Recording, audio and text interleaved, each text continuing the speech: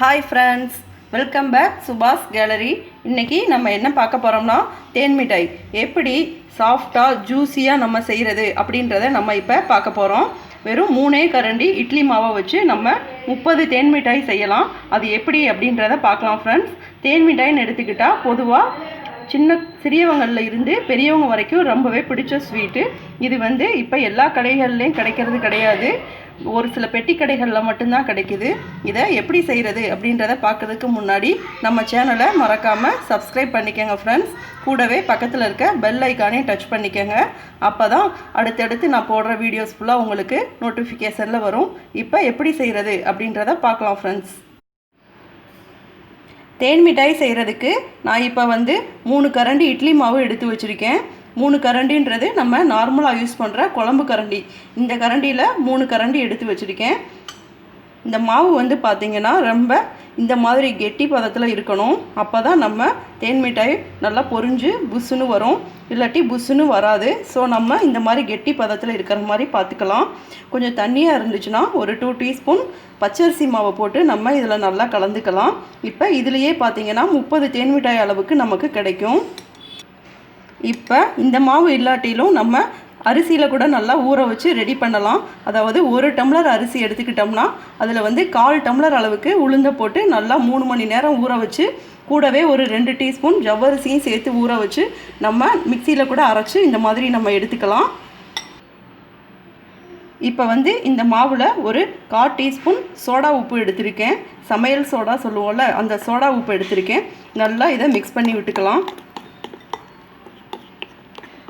அடுத்து தேன் மிட்டாய் அப்படின்னு எடுத்துக்கிட்டோம்னா red colour, orange colour, yellow colour இப்படி கலர்ஃபுல்லாக இருக்கும். அப்போ தான் குழந்தைங்க விரும்பி சாப்பிடுவாங்க. அதனால் நான் இப்போ ஆரஞ்சு கலர் ஃபுட் கலர்னு எடுத்து வச்சுருக்கேன். அதையும் போட்டு நம்ம நல்லா மிக்ஸ் பண்ணிக்கலாம். இப்படி நல்லா நம்ம கலக்கி வச்சுக்கலாம். இதை ஒரு 10 நிமிஷம் நல்லா ஊற வச்சிடலாம். அதுக்குள்ளே நம்ம ஜீனி பால் எப்படி ரெடி பண்ணுறது அப்படின்றத பார்க்கலாம். இப்போ நான் ஜீனி பால் ரெடி பண்ணுறதுக்கு ஒரு மில்க் பேன் எடுத்து வச்சுருக்கேன். அதில் இந்த கப் அளவுக்கு சுகர் எடுத்து இதில் போட்டுக்கலாம். போட்டுட்டு ஒரு 1/2 டம்ளர் மட்டும் நம்ம தண்ணி ஊற்றி இதை நல்லா கொதிக்க விட்டலாம்.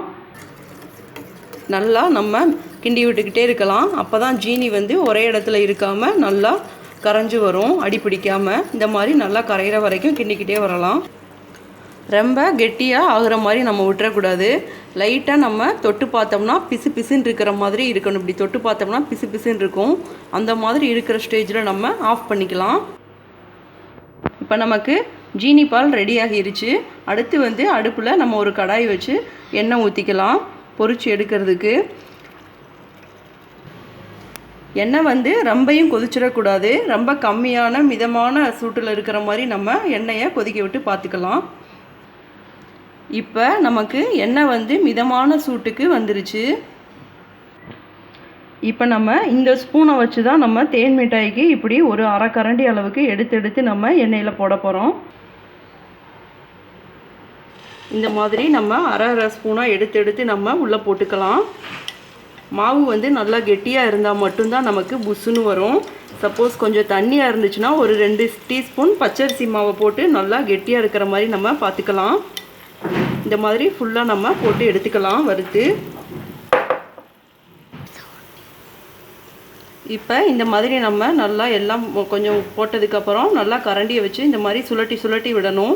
அப்போ தான் எல்லா பக்கமும் ஒரே மாதிரி நமக்கு வெந்து வரும். இல்லாட்டி மேல் பகுதி மட்டும் நல்லா வெந்து கீழே உள்ளுக்குள்ளே நல்லா மாவாக இருக்கும். ஸோ நம்ம இந்த மாதிரி நல்லா மிதமான சூட்டில் வச்சு இது செய்யணும். ஹை ஃப்ளேமுக்கோ இல்லை ரொம்ப லோ ஃப்ளேமுக்கோ வைக்கக்கூடாது. வச்சு இந்த மாதிரி சுழட்டி விட்டுக்கிட்டே வரலாம். இது கரெக்டாக 1.5 நிமிஷம் இந்த மாதிரி பண்ணுனா போதும். இப்போ நமக்கு 1.5 நிமிஷம் ஆயிடுச்சு. ஸோ நம்ம இதை எடுத்து அப்படி ஒரு பிளேட்டில் மாற்றிக்கலாம். பாருங்கள், நல்லா புஷ்ஷுன்னு தேன் மிட்டாய் சூப்பராக பொரிஞ்சு வந்திருக்கு. இந்த மாதிரி நம்ம ஃபுல்லாக பொரித்து எடுத்துக்கலாம். பொரித்து எடுத்ததுக்கப்புறம் நம்ம சூடாக இருக்கிறப்பயே அந்த ஜீனி பாலில் நம்ம போட்டுடலாம். ஃபுல்லாத்தையும் இந்த மாதிரி ஜீனி பாலுக்குள்ளே போட்டுடலாம். சூடாக இருக்கிறப்பே போட்டால் தான் நல்லா நமக்கு ஊறி வரும். இந்த மாதிரி ஃபுல்லாக போட்டுட்டு ஒரு 2 மணி நேரம் நல்லா ஊற வச்சு எடுத்துக்கலாம். நம்ம தேன் மிட்டாய் வந்து இப்போ 10 நிமிஷம் ஊற வச்சு எடுத்தாச்சு. நான் இப்போ ஒரு பிளேட்டுக்கு மாற்றிட்டேன். இப்போ இதை என்ன பண்ணலாம்னா ஒரு டிஷ்யூ பேப்பர் போட்டு நம்ம நல்லா கவர் பண்ணிடலாம். அப்போ தான் மேலே இருக்கிற ஈரப்பதம்லாம் நம்ம கையில் ஒட்டாமல் இருக்கும். ஒரு 10 நிமிஷம் மட்டும் இப்படி கவர் பண்ணி இருக்கட்டும். இப்போ 10 நிமிஷம் ஆயிடுச்சு. ஸோ நம்ம எடுத்து பார்க்கலாம். இப்போ ஈரப்பதம் எல்லாம் உறிஞ்சிருச்சு. இப்போ ஒன்றை நம்ம எடுத்து பிச்சு பார்க்கலாம்.